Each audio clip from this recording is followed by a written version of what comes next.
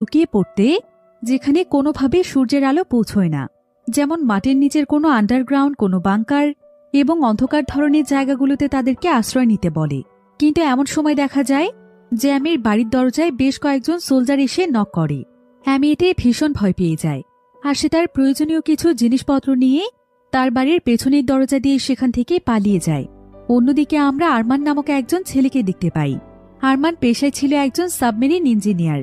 Submarine সম্পর্কিত সমস্ত ব্যাপারে তার অনেক দক্ষতা রয়েছে। তো আরমান যখন তার কাজে ব্যস্ত ছিল, ঠিক তখনই সেখানে ভিক্টোরিয়া নামক একটি মেয়ে আসে। ভিক্টোরিয়া ছিল আরমানের এক্স গার্লফ্রেন্ড। কিছু বছর আগেই কোনো এক কারণে তাদের ব্রেকআপ হয়ে গিয়েছিল, তবে বর্তমানে তারা দুজন অনেক বন্ধুত্বপূর্ণ রিলেশনশিপে রয়েছে। ভিক্টোরিয়া আবার ছিল একজন ওশিয়ান রিসার্চার। সমুদ্রের তলদেশের বিভিন্ন গাছপালা, জীবজন্তু এবং সেখানকার পরিবেশ সহ সে সবকিছুর উপর রিসার্চ করে থাকে। তো ভিক্টোরিয়া এখানে আরমানকে জানায় যে সে তার একটি নতুন প্রজেক্টে কাজ শুরু করতে যাচ্ছে, যেখানে তারা মোট 4 জন টিম মেম্বার থাকবে এবং তারা সবাই মিলে সাবমেরিনে করে সমুদ্রের তলদেশে যাবে। আর এই রিসার্চের জন্য তাদেরকে সমুদ্রের একদম গভীরতম অংশে যেতে হবে।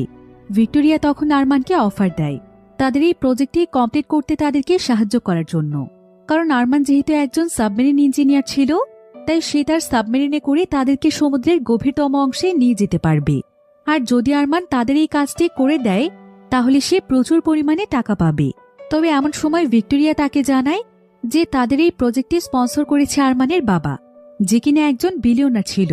কিন্তু আরমান যখন এটা জানতে পারে, তখন সে আর এই প্রজেক্টটিতে কাজ করতে চায় না, কারণ আরমানের সঙ্গে তার বাবার সম্পর্ক খুব একটা ভালো ছিল না। যদিও আরমানের বাবা তাকে অনেক ভালোবাসে, কিন্তু আরমান তার বাবাকে একদমই পছন্দ করে না, কারণ তার বাবার অনেক টাকা পয়সা ছিল, কিন্তু এই সমস্ত টাকাগুলো তার বাবা